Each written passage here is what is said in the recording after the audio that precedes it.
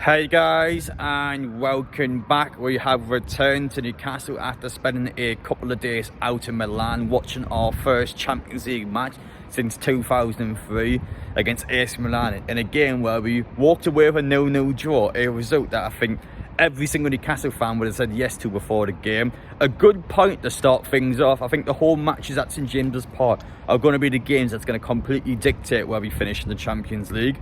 And because we played in the Champions League, as a result, you can actually now go inside the club shop and get the Champions League official shirt printing. I'm here today. I've actually saved up loads of shirts waiting for this moment. I think I got about 12 or 13 shirts this season now. It's way too many, but I'm going to go in the club shop with the shirts that I don't have a player's name on the back of. We're going to get a bunch of them today. I'm going to show you what they look like. We're going to compare them to the Premier League ones. Are they better? But also, I'm here to answer all the big questions for you guys. I think the most important one people have is, well, can you actually buy the brand new kit? In the Champions League, our home kit is completely different to the Premier League on the back. Can you actually buy that in the shop? We're going to find out in this video. But anyway, guys, first off from me, if you're new around here and you like what you're watching, make sure you get down there, hit that subscribe button, smash the like button. This is what you enjoy. The next video we're going to see in this channel, chances are, is going to be the overnight stay vlog for Sheffield United.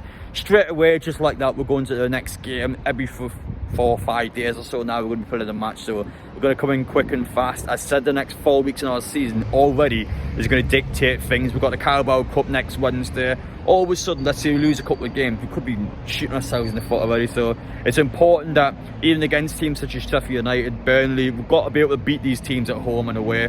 We've got to be able to do it. But yeah, enough about that. We're going to head inside the club shop now. We're going to get ourselves upstairs. We're going to get all the shirts I have printed. And I'm going to tell you a little bit more about the details inside the shop and what you can and can't do.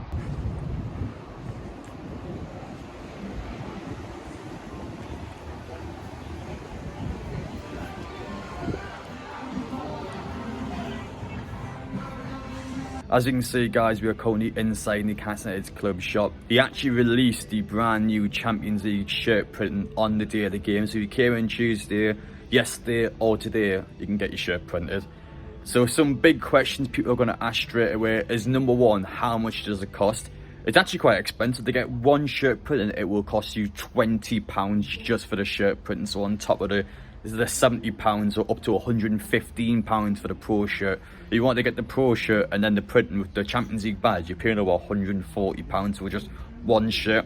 So when you actually add everything up together for a pro shirt, it is quite a lot. I do have to be honest. I think £20 just to get it printed is definitely a big amount. I think the Premier League one was only £12. So that was the first thing. Secondly, in regards to the home kit, can you actually buy the new home kit? Because under UEFA laws in the Champions League, you actually have to have a blank background. I think it's due to the TV laws or something like that. So pretty much Newcastle have got their own separate home kit for the Champions League. You can't actually buy that. It is only player issued at the minute. I'm not entirely sure how it was 20 years ago. I don't know if you could eventually buy it. But I'm going to be honest again, it questions me quite a lot. Because, well, for me, for example, I will buy that shirt straight away. I think there's thousands, if not tens of thousands of people that will also buy that shirt. So why, in our point of view, will we not also sell that shirt? I don't know. I feel like losing out on money. Like, I don't know why we've decided not to do that. But yeah, it's only player issued that shirt. So you actually can't physically buy it at the minute. I don't know if that's going to change. But as the kit numbers have been released, you can't do it at all. Some more questions as well is, how is the stock looking? Well, I came in on the Thursday morning. I've got 6 shirts to get printed today, so I came in nice and early, so there wasn't a queue or anything. Thankfully, everything's in for now. There has been quite a lot of people getting it done, though. That have been warned by the club shop. There's actually lots of people coming in, so definitely get it as early as possible. It's not like I guess it's been quiet in the background. People are aware of this. People clearly came and got it done. There has been a lot of people so far, so chances are in a few days' time or a week or so, there will be missing letters or missing numbers, so definitely get it as soon as possible. But in regards, I think that's about it. I'm going to head upstairs now. We're going to get the shirts printed, and afterwards I'm going to tell you a bit about them and how would it look. I think especially with the home kit, due to the fact you can't actually get the blank background, how would the Champions League kit actually clash with the Premier League side of things? It's going to be interesting. So we'll head upstairs now. We'll get the shirts printed and I'll let you know my general thoughts on them afterwards.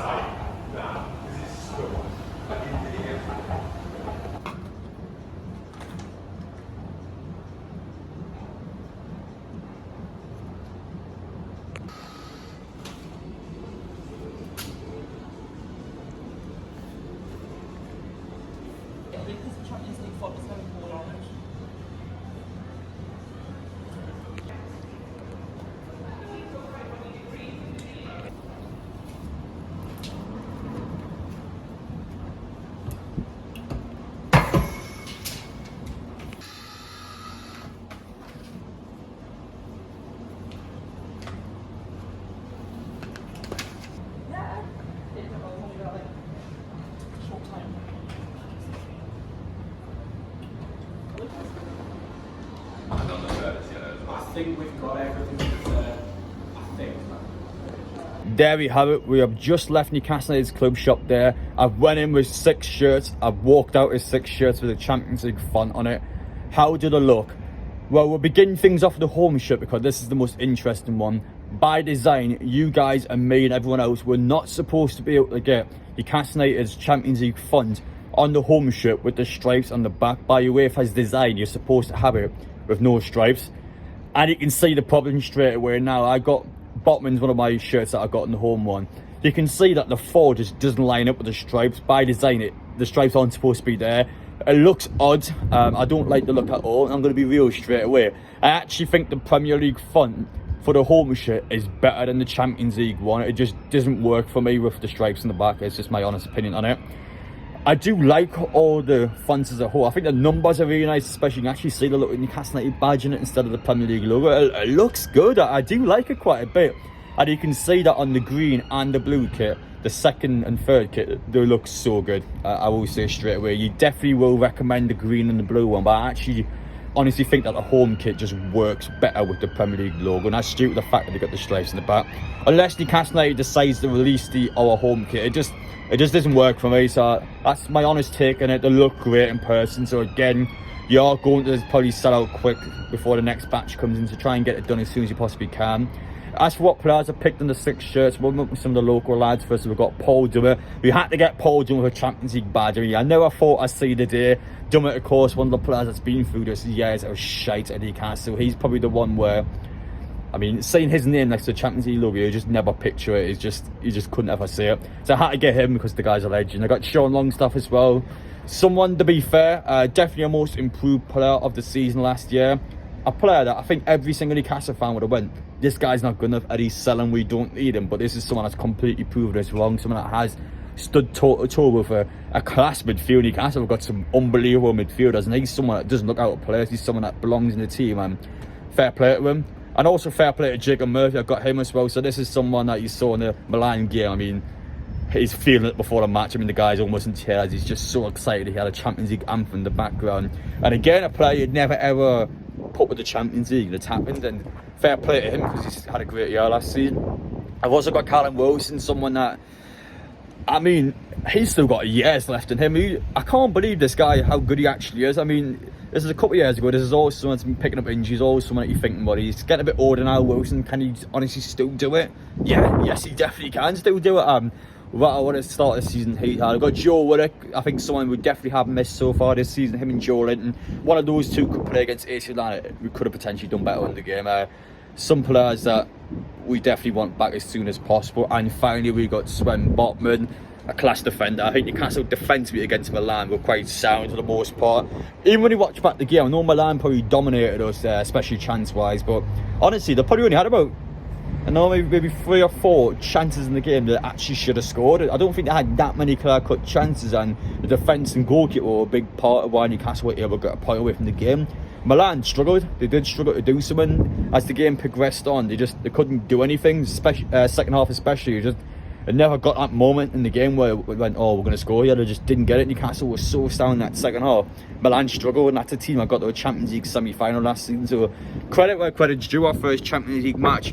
Okay, probably not the most even game you ever see. I think it was definitely a Milan-sided match, but Newcastle's credit. No, in the end, it was a fair result. And Newcastle, home games, this is where we're going to dictate the Champions League group stage. Home matches is where the points have to come on. I don't think the away matches are going to matter so much. It's the home ones here where we have to make sure we can damage these teams.